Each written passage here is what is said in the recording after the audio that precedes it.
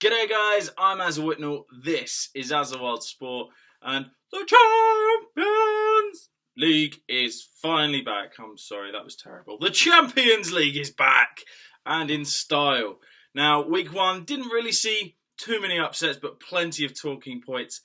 Couple of absolute thrashings in there, Celtic, and yeah, a fairly good week for the English teams, albeit Tottenham.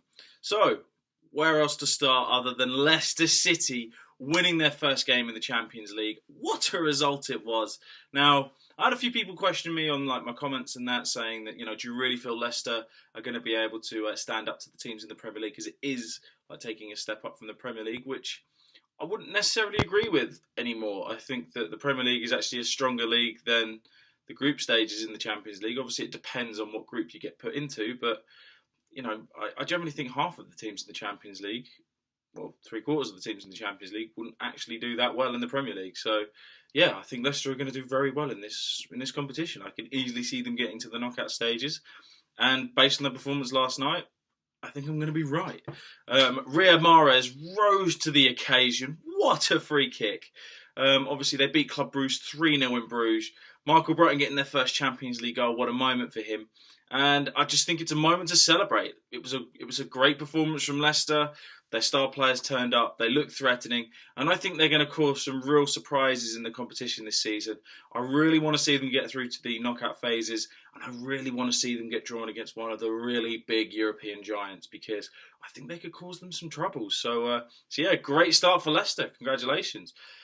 Tottenham, on the other hand, not a good start for you guys. It was a bit of a flat performance at Wembley, which was a shame, because obviously it was the biggest capacity Tottenham had ever had, obviously with the game being played at Wembley Stadium. And you could really feel the atmosphere. It's just a shame that the team couldn't quite live up to the atmosphere that was behind them, really. First goal was fantastic finish in terms of Monaco's goal. Second one, absolute slop. If I was Pochettino, I would have been seriously rollicking my players at half-time for allowing that to happen. There was just no pressing on the ball, and it was a really pathetic goal to give away at such a high level of competition. It's hard with Tottenham, because obviously I want Tottenham to do well, but everyone knows, even Tottenham fans know, Tottenham have got this side to them where they just seem to let you down a little bit. Now, I wouldn't read too much into it just yet, because Tottenham, the last time they were in the Champions League, lost all three of their first games. And then they qualified, and obviously Gareth Bale arrived on the world scene and everyone fell in love with him. Obviously, they don't have Bale this time, but I still think Tottenham have got more than enough quality to get out of this group. So I wouldn't worry too much at the moment, Spurs fans. It was just a bit of a bad start. That's all that it was. Bad day at the office, and hopefully you can brush that off and just move on from here. Manchester City, after that storm on Tuesday night where the game got suspended, well, it was raining goals at the Etihad. They absolutely smashed Mönchengladbach. Sorry about that. And Aguero back in the starting lineup. Hat-trick. What do you expect? Him and Suarez, Lewandowski, probably the top three strikers anywhere in the world right now.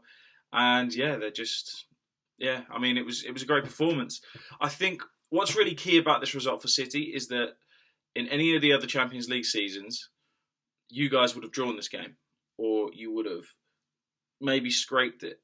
This time, you guys obliterated, and you can see that is one major difference that Guardiola has already brought to Manchester City. The fact that you have struggled against teams like Mönchengladbach in the past, and teams at home especially, you seem to have had this thing about playing at home where you couldn't quite get the results you were looking for. Now, obviously, there are going to be some mammoth clashes in this group between you and Barcelona, but with regards to Celtic and Mönchengladbach, I feel sorry for those two in the group, because, City and Barca look pretty relentless. The final English team, of course, Arsenal in the Champions League.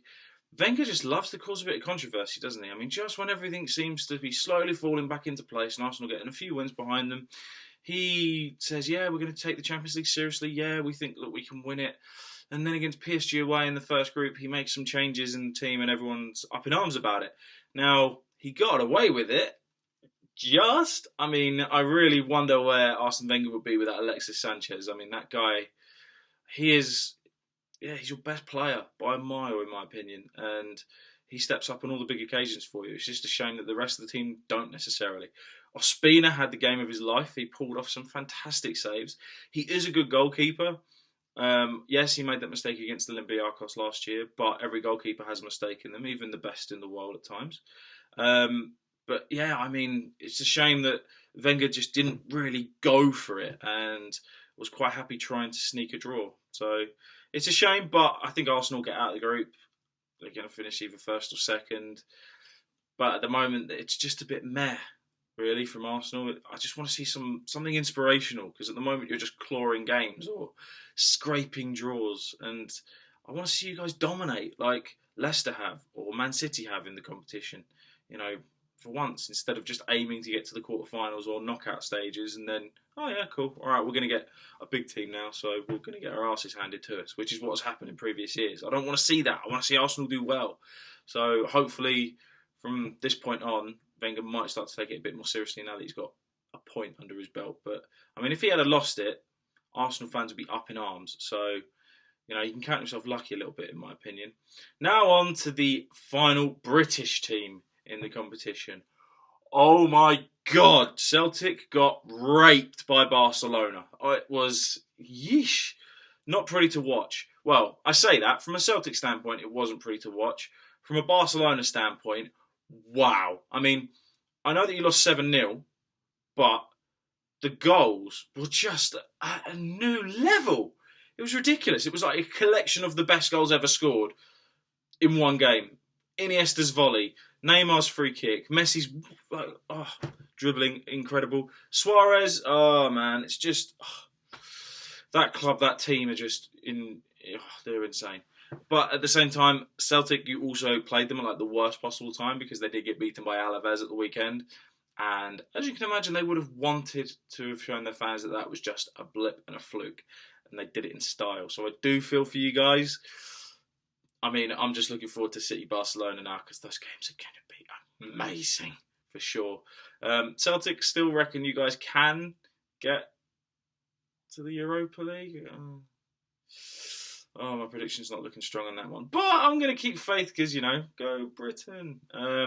Obviously, the other big teams did pretty well as well. I say that, Real Madrid, Sporting pushed them close. But that man, Ronaldo, 89th minute, wonderful free kick against his first team.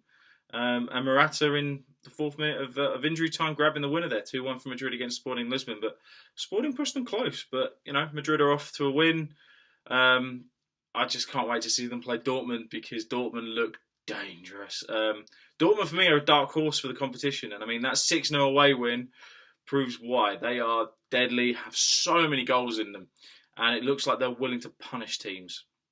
So, they're going to have some... I think they're going to have a big say in the competition this season. It's going to be interesting to see who tops the group between Real Madrid and Borussia Dortmund. So, cannot wait for that game. We saw Bayern Munich score 5 goals against FC Rostov. What else did you really expect, to be honest with you? Good, standard Bayern Munich performance, scoring lots of goals, unbeaten under Carlo Ancelotti. They're going to go far in the competition. They might win it. They're one of the favourites, and it's understandable. They've got a fantastic team. So, the more we get into the competition, the better it's going to be. But when they play Atletico Madrid, that game's going to be fun. Atletico, their game, when they won 1-0 against PSV away, was an absolute shambles of a game for the referees and the officials, because some of the calls they got wrong were embarrassing. And what's really awful about it is the fact that they're all English. It does not look good for the British. But PSV, sorry. You guys should have had a few more calls go your way. Atletico, great win. You can win when you're not playing particularly well. That's great. But yeah, definitely not a night to remember for the officials in terms of refereeing. But, aside from that, the only other kind of major result that stood out was the fact that Juventus were held at home. Resolute defending from the Europa League champion Sevilla, and a good start for them in the group stage. So I still think Juventus is going to win. They were frustrated in terms of the opportunities that they could create. Higuain hitting the bar, that was the closest they came. But a good start, really, for most teams in the Champions League in terms of like the big ones. So yeah, onwards to week 2. let the big games roll on, because there are going to be some big games in this group stage and I cannot wait to see how they turn out. But what were your talking points from the first week of the Champions League? What were the results that stood out for you? What were the goals that stood out for you? There were some incredible goals this week. Please comment below, let me know. And who do you think is going to win the Champions League? As always, I'm Aza Whitnall, and I will be back soon with more wildlife, adventure and sports videos. And please don't forget to subscribe.